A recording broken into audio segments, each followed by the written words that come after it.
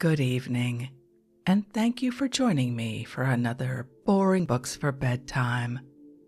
I hope tonight's selection provides all the boredom your busy brain needs to quiet down and let you get some sleep. Before we begin, I'd like to give a special shout out of thanks to some new members of our Patreon family. Sarah H., Britt, Sarah M., and the Lapis Lagomorph. Thank you all so much for supporting this podcast. By becoming members of Patreon, you help us remain 100% listener-supported and ad-free for everyone, and it's very much appreciated. If you're interested in supporting Boring Books for Bedtime and finding out more about the perks available to subscribers, including exclusive episodes, full books, and giveaways found nowhere else, you'll find a link to Patreon in the show description. You'll also find a link to buymeacoffee.com, where you can support us with a one-time tip, no subscription required. I hope you'll take a moment to check them out. Now, let's read and relax. Find a comfortable spot. Adjust your volume. Take a nice deep breath in. Let it out slowly. And off we go. Tonight, let's continue a relaxing journey through the mountains of France, with more from Travels with a Donkey in the Cevennes by Robert Louis Stevenson, first published in 1879. Let's pick up right where we left off as we travel through Upper Gévaudan. Let's begin. Upper Gévaudan continued. The bed was made, the room was fit. By punctual eve the stars were lit. The air was still, the water ran. No need there was for maid or man. When we put up, my ass and I, at God's green caravanserai. Across the Goulet. The wind fell during dinner, and the sky remained clear, so it was under better auspices that I loaded Modestine before the monastery gate. My Irish friend accompanied me so far on the way. As we came through the wood, there was Père Apollinaire hauling his barrow, and he too quitted his labors to go with me for perhaps 100 yards, holding my hand between both of his in front of him. I parted first from one and then from the other with unfeigned regret, but yet with the glee of the traveler who shakes off the dust of one stage before hurrying forth upon another. Then Modestine and I mounted the course of the Allier, which here led us back into Gévaudan towards its sources in the forest of Mercoeur. It was but an inconsiderable burn before we left its guidance. Thence, over a hill, our way lay through a naked plateau until we reached Chasseredet at sundown. The company in the inn kitchen that night were all men employed in survey for one of the projected railways. They were intelligent and conversable, and we decided the future of France over hot wine until the state of the clock frightened us to rest. There were 4 beds in the little upstairs room, and we slept 6, but I had a bed to myself and persuaded them to leave the window open. "Eh, bourgeois, il est 5 heures," was the cry that wakened me in the morning, Saturday, September 28th. The room was full of a transparent darkness, which dimly showed me the other 3 beds and the 5 different nightcaps on the pillows. But out of the window, the dawn was growing ruddy in a long belt over the hilltops, and day was about to flood the plateau. The hour was inspiriting, and there seemed a promise of calm weather, which was perfectly fulfilled. I was soon underway with Modestine. The road lay for a while over the plateau and then descended through a precipitous village into the valley of the Chassac. This stream ran among green meadows, well hidden from the world by its steep banks. The broom was in flower, and here and there was a hamlet sending up its smoke. At last the path crossed the Chassac upon a bridge, and forsaking this deep hollow, set itself to cross the mountain of La Goulet. It wound up through Lestampe by upland fields and woods of beech and birch, and with every corner brought me into an acquaintance with some new interest. Even in the gully of the Chassac, my ear had been struck by a noise like that of a great bass bell ringing at the distance of many miles. But this, as I continued to mount and draw nearer to it, seemed to change in character, and I found at length that it came from someone leading flocks afield to the note of a rural horn. The narrow street of Lestampe stood full of sheep from wall to wall, black sheep and white, bleating with one accord like the birds in spring, and each one accompanying himself upon the sheep bell round his neck. It made a pathetic concert, all in treble.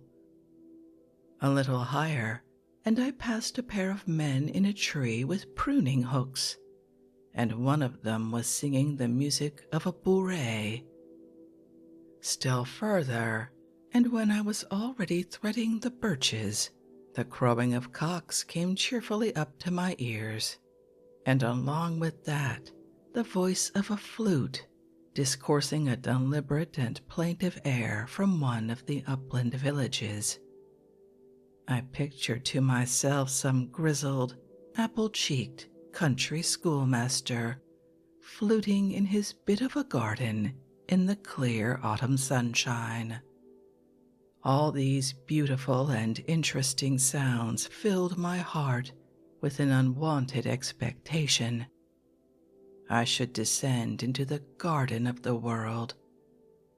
Nor was I deceived, for I was now done with rains and winds and a bleak country. The first part of my journey ended here, and this was like an induction of sweet sounds into the other and more beautiful.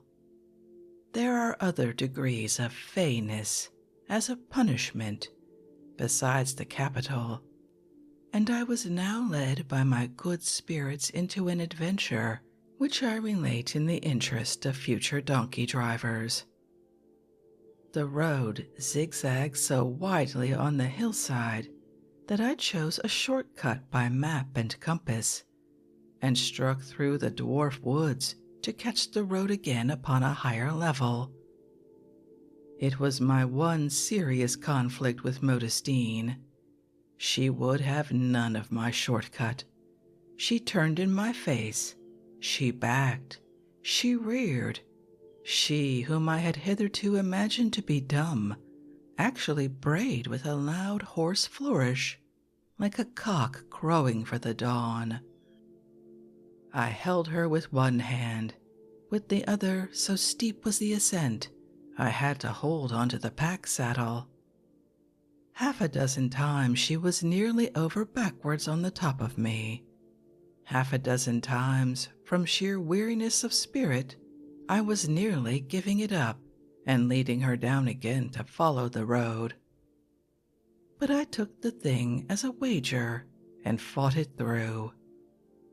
I was surprised as I went on my way again by what appeared to be chill raindrops falling on my hand, and more than once looked up in wonder at the cloudless sky, but it was only sweat which came dropping from my brow.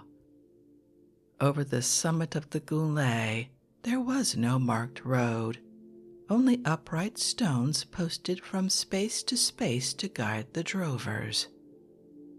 The turf underfoot was springy and well scented. I had no company but a lark or two, and met but one bullock cart between Lestamp and Blamard. In front of me I saw a shallow valley, and beyond that the range of the Lozère, sparsely wooded and well enough mottled in the flanks, but straight and dull in outline. There was scarce a sign of culture. Only about Blamard, the white high road from Villefort to Mende traversed a range of meadows, set with spiry poplars, and sounding from side to side with the bells of flocks and herds. A night among the pines. From Blamard after dinner, though it was already late, I set out to scale a portion of the Lozère. An ill-marked, stony drove road guided me forward, and I met nearly half a dozen bullock carts descending from the woods, each laden with a whole pine tree for the winter's firing. At the top of the woods, which do not climb very high upon this cold ridge, I struck leftward by a path among the pines until I hit on a dell of green turf, where a streamlet made a little spout over some stones to serve me for a water tap.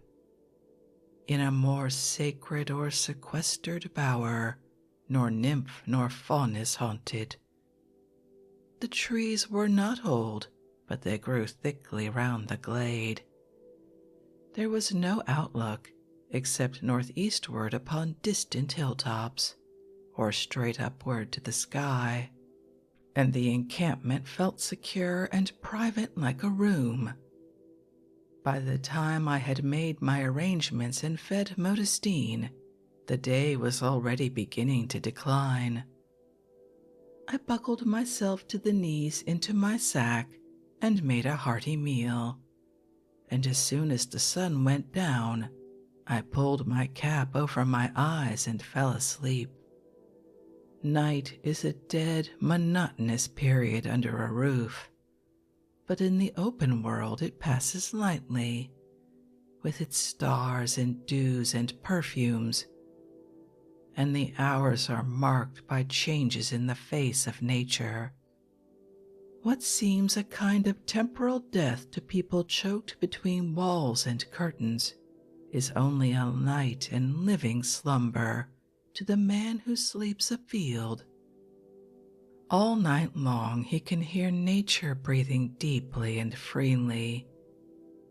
Even as she takes her rest, she turns and smiles, and there is one stirring hour, unknown to those who dwell in houses, when a wakeful influence goes abroad over the sleeping hemisphere, and all the outdoor world are on their feet. It is then that the cock first crows, not this time to announce the dawn, but like a cheerful watchman speeding the course of night. Cattle awake on the meadows, sheep break their fast on dewy hillsides, and change to a new lair among the ferns. And houseless men who have lain down with the fowls open their dim eyes and behold the beauty of the night. At what inaudible summons, at what gentle touch of nature, are all these sleepers thus recalled in the same hour to life? Do the stars rain down an influence, or do we share some thrill of Mother Earth below our resting bodies? Even shepherds and old country folk, who are the deepest read in these arcana, have not a guess as to the means or purpose of this nightly resurrection.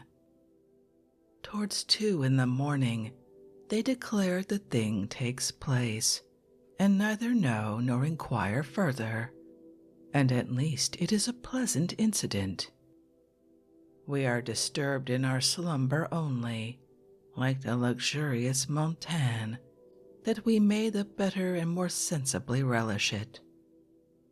We have a moment to look upon the stars, and there is a special pleasure for some minds in the reflection that we share the impulse with all outdoor creatures in our neighborhood, that we have escaped out of the Bastille of civilization and are become, for the time being, a mere kindly animal and a sheep of nature's flock.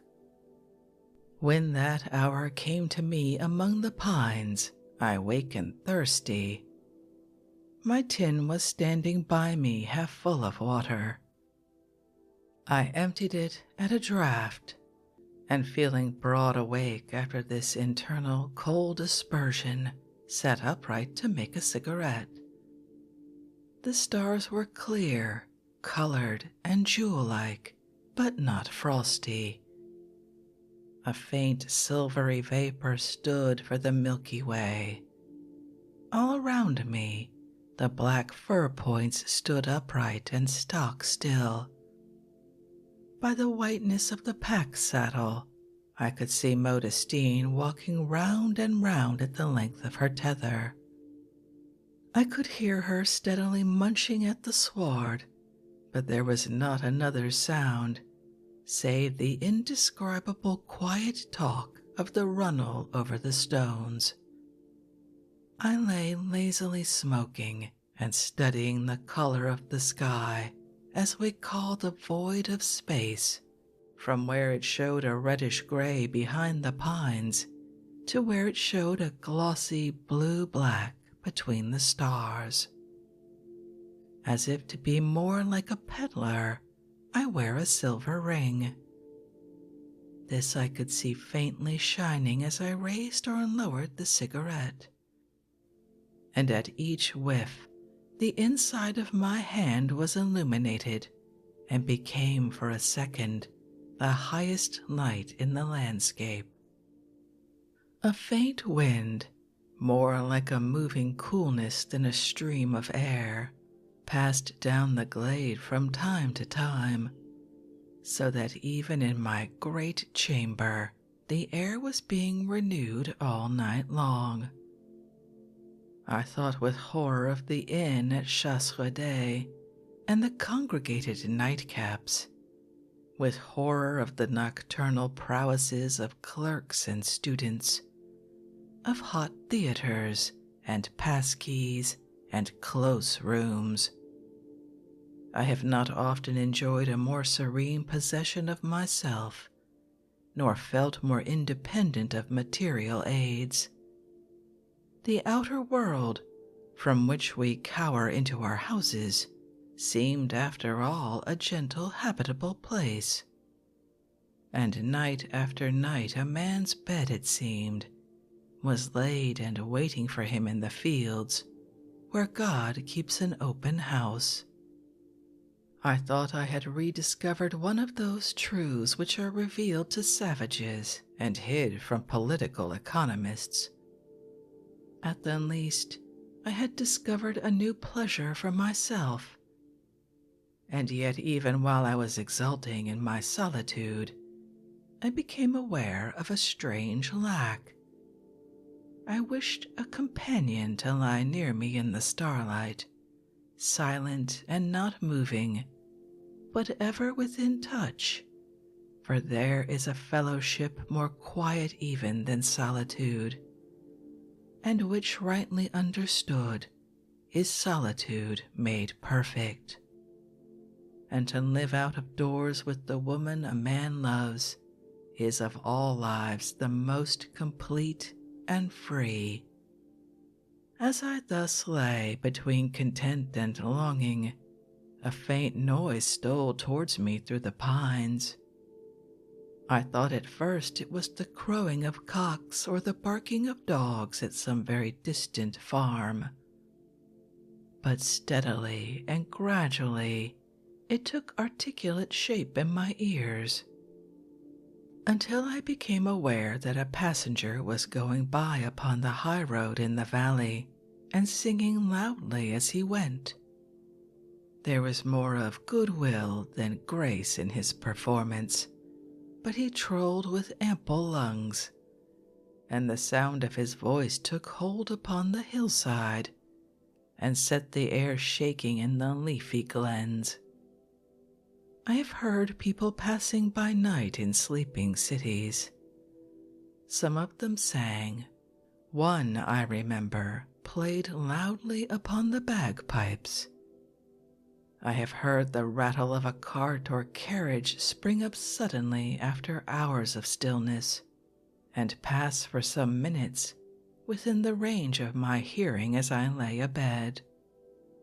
There is a romance about all who are abroad in the black hours, and with something of a thrill we try to guess their business. But here the romance was double. First, this glad passenger, lit internally with wine, who sent up his voice in music through the night, and then I, on the other hand, buckled into my sack and smoking alone in the pine woods between 4,000 and 5,000 feet towards the stars. When I awoke again, Sunday, 29th of September, many of the stars had disappeared. Only the stronger companions of the night still burned visibly overhead, and away towards the east I saw a faint haze of light upon the horizon, such as had been the Milky Way when I was last awake. Day was at hand. I lit my lantern, and by its glow-worm light put on my boots and gaiters. Then I broke up some bread for Modestine, filled my can at the water tap, and lit my spirit lamp to boil myself some chocolate.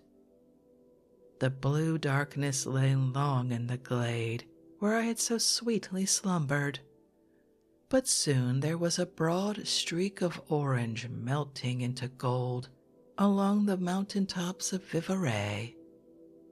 A solemn glee possessed my mind at this gradual and lovely coming of the day. I heard the runnel with delight.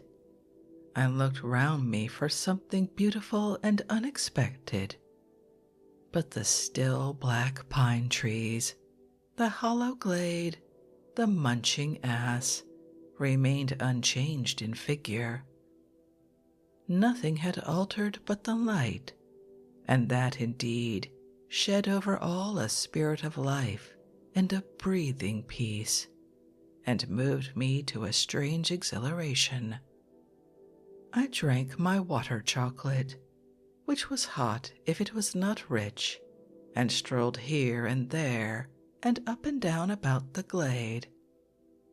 While I was thus delaying, a gush of steady wind, as long as a heavy sigh, poured direct out of the quarter of the morning. It was cold and set me sneezing. The trees near at hand tossed their black plumes in its passage, and I could see the thin distant spires of pine along the edge of the hill rock slightly to and fro against the golden east. 10 minutes after, the sunlight spread at a gallop along the hillside, scattering shadows and sparkles, and the day had come completely.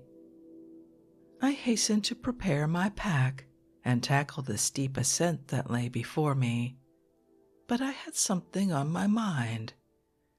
It was only a fancy, yet a fancy will sometimes be importunate. I had been most hospitably received and punctually served in my green caravanserai. The room was airy, the water excellent, and the dawn had called me to a moment. I say nothing of the tapestries or the inimitable ceiling, nor yet of the view which I commanded from the windows. But I felt I was in someone's debt for all this liberal entertainment, and so it pleased me in a half-laughing way to leave pieces of money on the turf as I went along, until I had left enough for my night's lodging. I trust they did not fall to some rich and churlish drover. The country of the Camisards. We travelled in the print of olden wars, yet all the land was green, and love we found, and peace, where fire and war had been. They pass and smile, the children of the sword, no more the sword they wield. And oh, how deep the corn along the battlefield. W.P. Bannatyne. Across the Lozère. The track that I had followed in the evening soon died out, and I continued to follow over a bald turf ascent a row of stone pillars, such as had conducted me across the Goulet. It was already warm. I tied my jacket on the pack and walked in my knitted waistcoat. Modestine herself was in high spirits, and broke of her own accord, for the first time in my experience, into a jolting trot that set the oats swashing in the pocket of my coat. The view back upon the northern Gévaudan extended with every step. Scarce a tree, scarce a house, appeared upon the fields of Wild Hill that ran north, east, and west, all blue and gold in the haze and sunlight of the morning. A multitude of little birds kept sweeping and twittering about my path. They perched on the stone pillars, they pecked and strutted on the turf, and I saw them circle in volleys in the blue air, and show from time to time translucent flickering wings between the sun and me. Almost from the first moment of my march, a faint, large noise, like a distant surf, had filled my ears. Sometimes I was tempted to think it the voice of a neighboring waterfall, and sometimes a subjective result of the utter stillness of the hill. But as I continued to advance, the noise increased and became like the hissing of an enormous tea-urn, and at the same time, breaths of cool air began to reach me from the direction of the summit. At length I understood. It was blowing stiffly from the south upon the other slope of the Lozère, and every step that I took, I was drawing nearer to the wind. Although it had been long desired, it was quite unexpectedly at last that my eyes rose above the summit. A step that seemed no way more decisive than many other steps that had preceded it. And, like stout Cortez, when with eagle's eyes he stared on the Pacific, I took possession in my own name of a new quarter of the world. For behold, instead of the gross turf rampart I had been mounting for so long, a view into the hazy air of heaven, and a land of intricate blue hills below my feet. The Lozère lies nearly east and west, cutting Gévaudan into two unequal parts. Its highest point, this Pic de Finiel, on which I was then standing, rises upwards of 5,600 feet above the sea, and in clear weather commands a view over all lower Languedoc to the Mediterranean Sea. I have spoken with people who either pretended or believed that they had seen from the Pic de Finiel white ships sailing by Montpellier and Sète. Behind was the upland northern country through which my way had lain, peopled by a dull race, without wood, without much grandeur of hill form, and famous in the past for little beside wolves. But in front of me, half veiled in sunny haze, lay a new Gévaudan, rich, picturesque, illustrious for stirring events. Speaking largely, I was in the Cevennes at Monastier and during all my journey.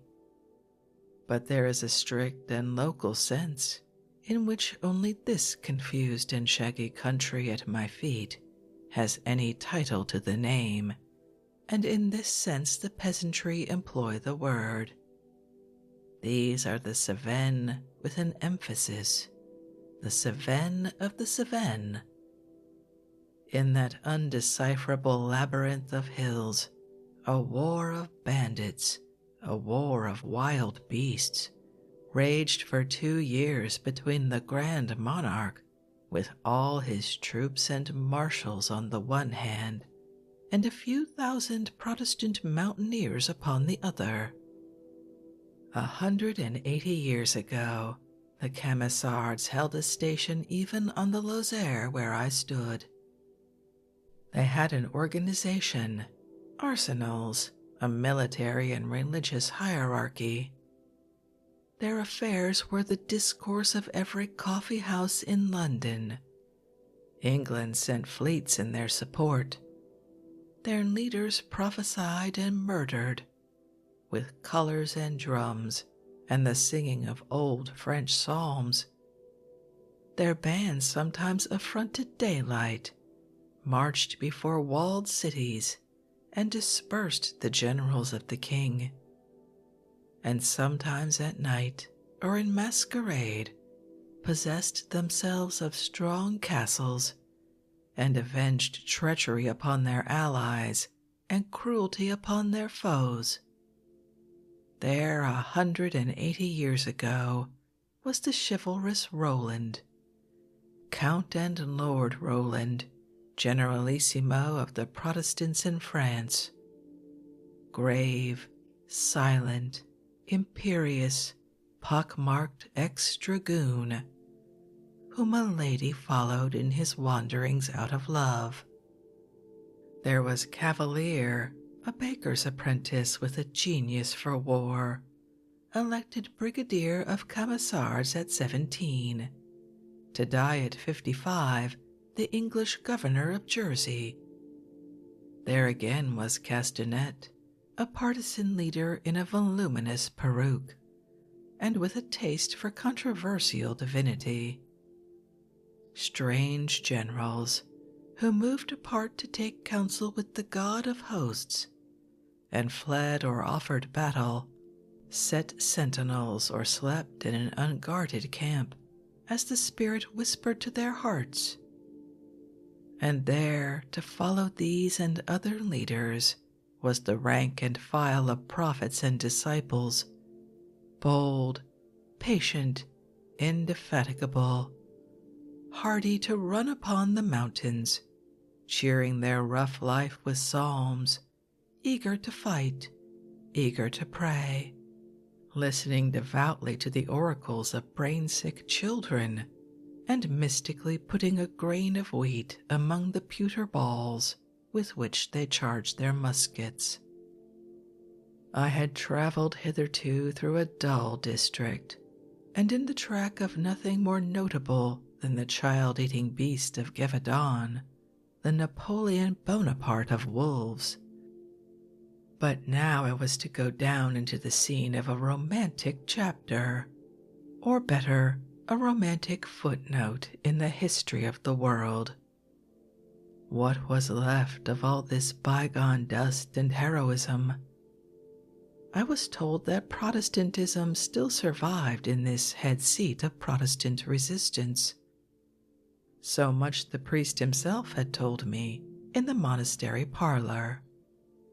But I had yet to learn if it were a bare survival or a lively and generous tradition. Again, if in the northern Cevennes the people are narrow in religious judgments and more filled with zeal than charity, what was I to look for in this land of persecution and reprisal? In a land where the tyranny of the Church produced the Camisard rebellion, and the terror of the Camisards threw the Catholic peasantry into legalized revolt upon the other side, so that Camisard and Florentine skulked for each other's lives among the mountains. Just on the brow of the hill where I paused to look before me, the series of stone pillars came abruptly to an end, and only a little below, a sort of track appeared and began to go down a breakneck slope, turning like a corkscrew as it went. It led into a valley between falling hills, stubbly with rocks like a reaped field of corn, and floored farther down with green meadows. I followed the track with precipitation. The steepness of the slope, the continual agile turning of the line of the descent, and the old unwearied hope of finding something new in a new country all conspired to lend me wings. Yet a little lower and a stream began, collecting itself together out of many fountains, and soon making a glad noise among the hills. Sometimes it would cross the track in a bit of waterfall with a pool, in which Modestine refreshed her feet. The whole descent is like a dream to me, so rapidly was it accomplished. I had scarcely left the summit ere the valley had closed around my path and the sun beat upon me. Walking in a stagnant lowland atmosphere, the track became a road and went up and down in easy undulations. I passed cabin after cabin, but all seemed deserted, and I saw not a human creature, nor heard any sound except that of the stream. I was, however, in a different country from the day before. The stony skeleton of the world was here vigorously displayed to sun and air. The slopes were steep and changeful. Oak trees clung along the hills, well grown, wealthy in leaf, and touched by the autumn with strong and luminous colors. Here and there, another stream would fall in from the right or the left, down a gorge of snow-white and tumultuary boulders. The river in the bottom, for it was rapidly growing a river, collecting on all hands as it trotted on its way, here foamed a while in desperate rapids, and there lay in pools of the most enchanting sea green, shot with watery browns. As far as I have gone, I have never seen a river of so changeful and delicate a hue. Crystal was not more clear, the meadows were not by half so green, and at every pool I saw, I felt a thrill of longing to be out of these hot, dusty, and material garments, and bathe my naked body in the mountain air and water. All the time as I went on, I never forgot it was the Sabbath. The stillness was a perpetual reminder, and I heard in spirit the church bells clamoring all over Europe and the psalms of 1,000 churches. At length a human sound struck upon my ear, a cry strangely modulated between pathos and derision, and looking across the valley, I saw a little urchin sitting in a meadow, with his hands about his knees, and dwarfed to almost comical smallness by the distance. But the rogue had picked me out as I went down the road, from Oakwood on to Oakwood, driving Modestine, and he made me the compliments of the new country in this tremulous, high-pitched salutation, and as all noises are lovely and natural at a sufficient distance, this also, coming through so much clean hill air and crossing all the green valley, sounded pleasant to my ear, and seemed a thing rustic like the oaks or the river. A little after, the stream that I was following fell into the tarn at Pont de Montvert of bloody memory. Pont de Montvert. One of the first things I encountered in Pont de Montvert was, if I remember rightly, the Protestant temple. But this was but the type of other novelties. A subtle atmosphere distinguishes a town in England from a town in France, or even in Scotland. At Carlisle you can see you are in the one country. At Dumfries, 30 miles away, you are as sure that you are in the other. I should find it difficult to tell in what particulars Pont de Montvert differed from Monastier or Langon, or even Blemard, but the difference existed and spoke eloquently to the eyes. The place, with its houses, its lanes, its glaring riverbed, wore an indescribable air of the South. All was Sunday bustle in the streets and in the public house, as all had been Sabbath peace among the mountains. There must have been near a score of us at dinner by 11 before noon. And after I had eaten and drunken and sat writing up my journal, I suppose as many more came dropping in, one after another, or by twos and threes. In crossing the Lozère, I had not only come among new natural features, but moved into the territory of a different race. These people, as they hurriedly dispatched their viands in an intricate sword-play of knives, questioned and answered me with a degree of intelligence which excelled all that I had met, except among the railway folk at Chasseradès.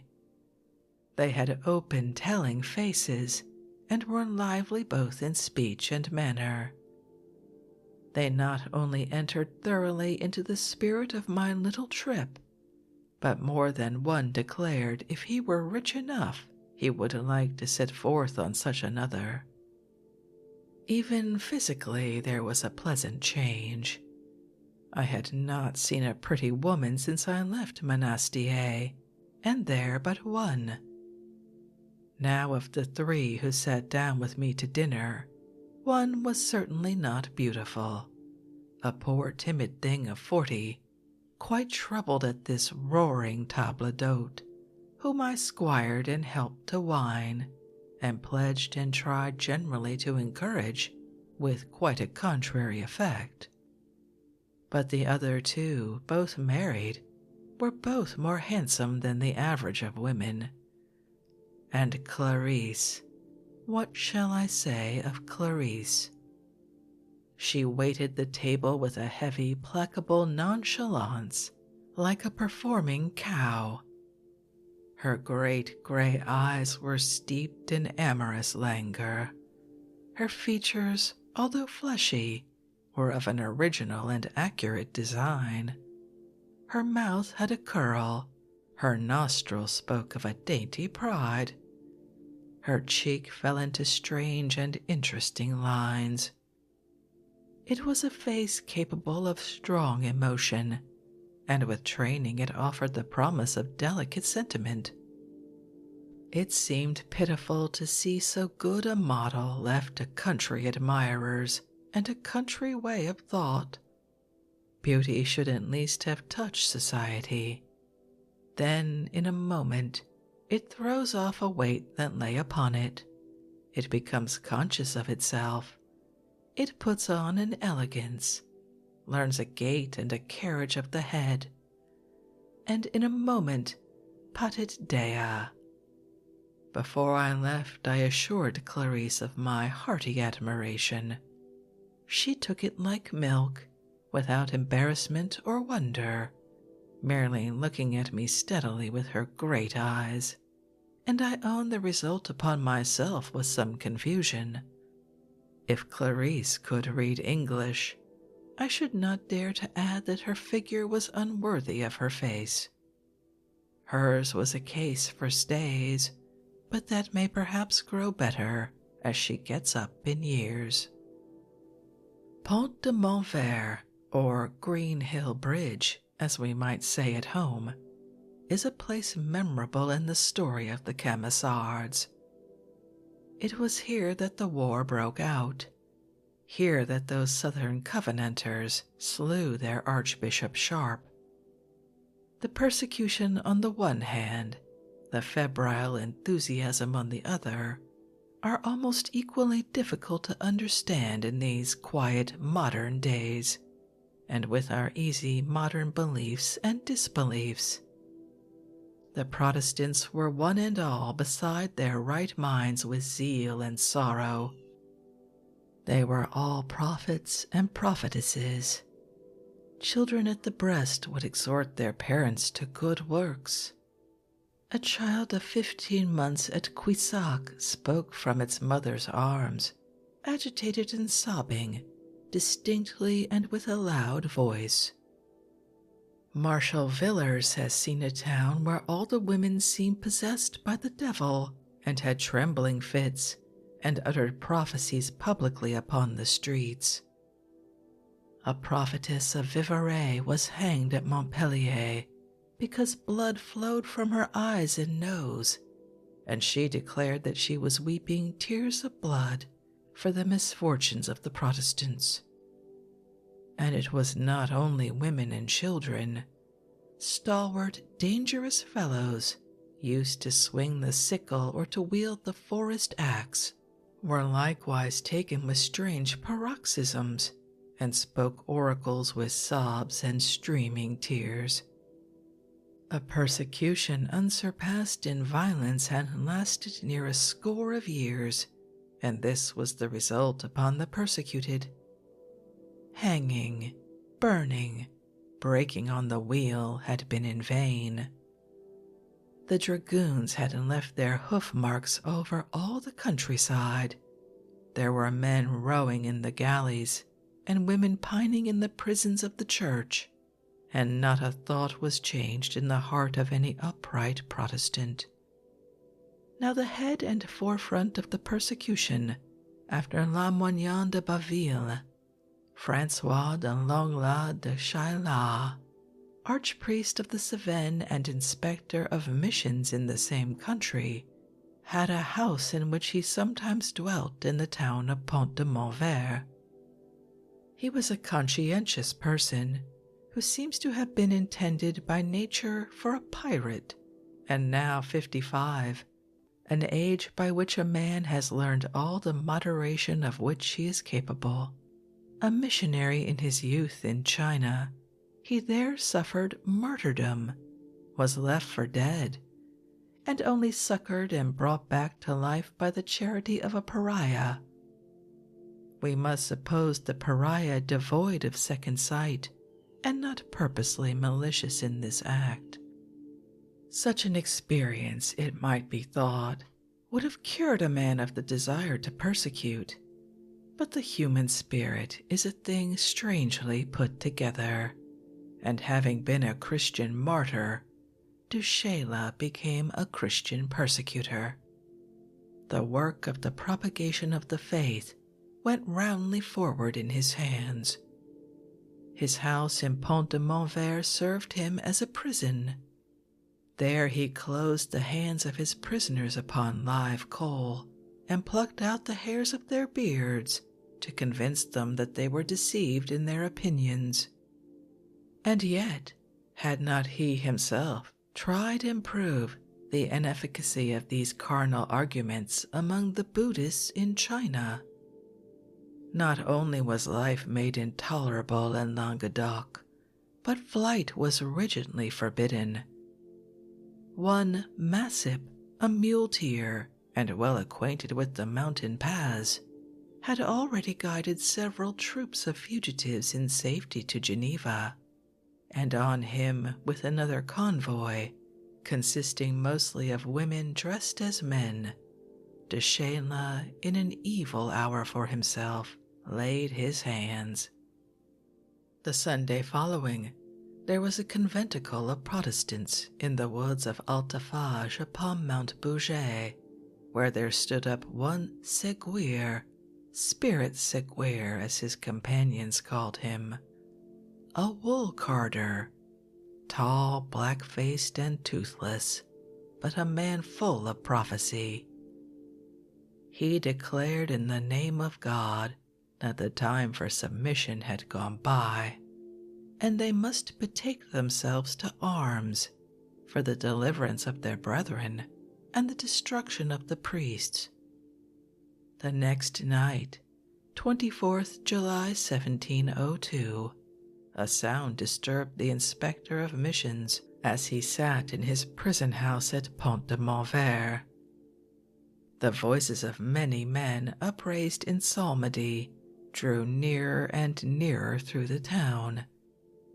It was 10 at night. He had his court about him, priests, soldiers, and servants, to the number of 12 or 15. And now, dreading the insolence of a conventicle below his very windows, he ordered forth his soldiers to report. But the psalm singers were already at his door, 50 strong, led by the inspired Séguier and breathing death. To their summons, the archpriest made answer like a stout old persecutor, and bade his garrison fire upon the mob. One camisard, for according to some, it was in this night's work that they came by the name, fell at this discharge. His comrades burst in the door with hatchets and a beam of wood, overran the lower story of the house, set free the prisoners, and finding one of them in the vine, a sort of scavenger's daughter of the place and period, redoubled in fury against du Chéla, and sought by repeated assaults to carry the upper floors. But he, on his side, had given absolution to his men, and they bravely held the staircase. "Children of God," cried the prophet, "hold your hands. Let us burn the house with the priest and the satellites of Baal." The fire caught readily. Out of an upper window, du Chéla and his men lowered themselves into the garden by means of knotted sheets. Some escaped across the river under the bullets of the insurgents, but the archpriest himself fell, broke his thigh, and could only crawl into the hedge. What were his reflections as his second martyrdom drew near?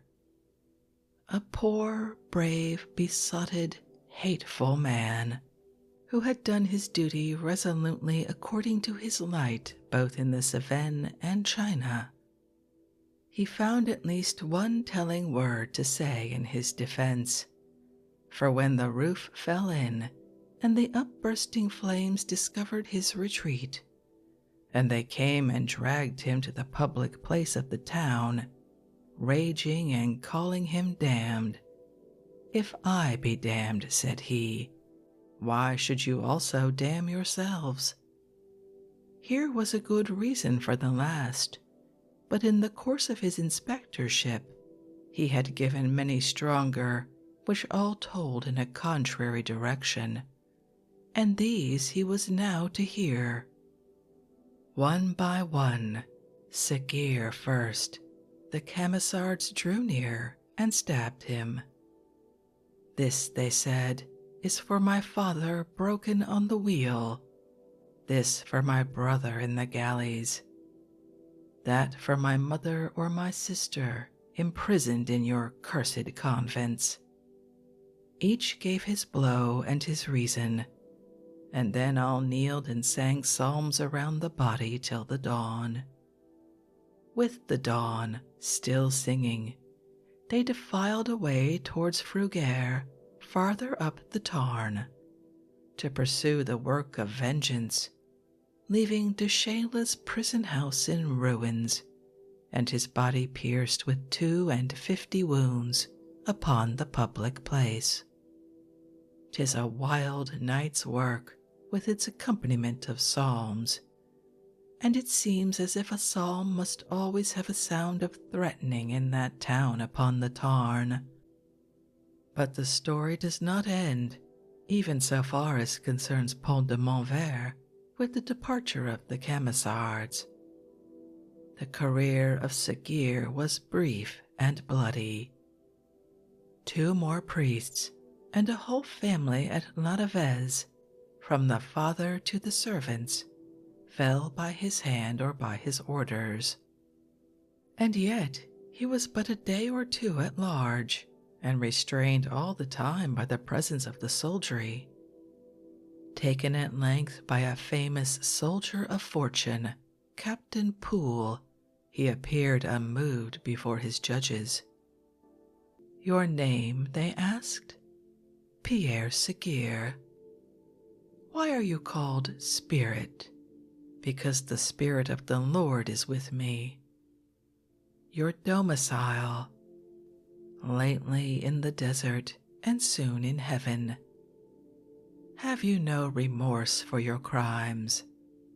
"I have committed none. My soul is like a garden full of shelter and of fountains." At Pont de Montvert on the 12th of August, he had his right hand stricken from his body and was burned alive. And his soul was like a garden? So perhaps was the soul of de Shayla, the Christian martyr. And perhaps if you could read in my soul, or I could read in yours, our own composure might seem little less surprising. De Shayla's house still stands, with a new roof, beside one of the bridges of the town, and if you are curious, you may see the terrace garden into which he dropped.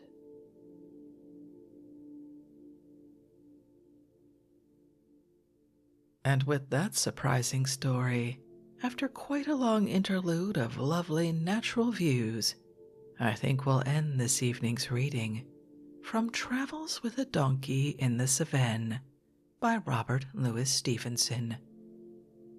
Once again, quite a mixed telling of beautiful, adventurous, and amusing stories.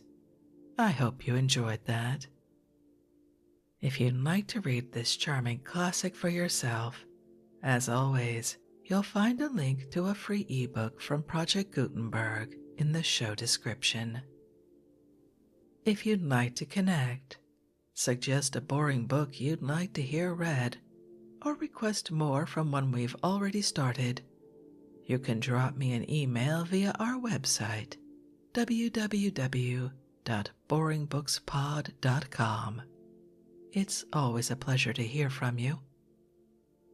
Thank you so much for joining me for this evening's reading.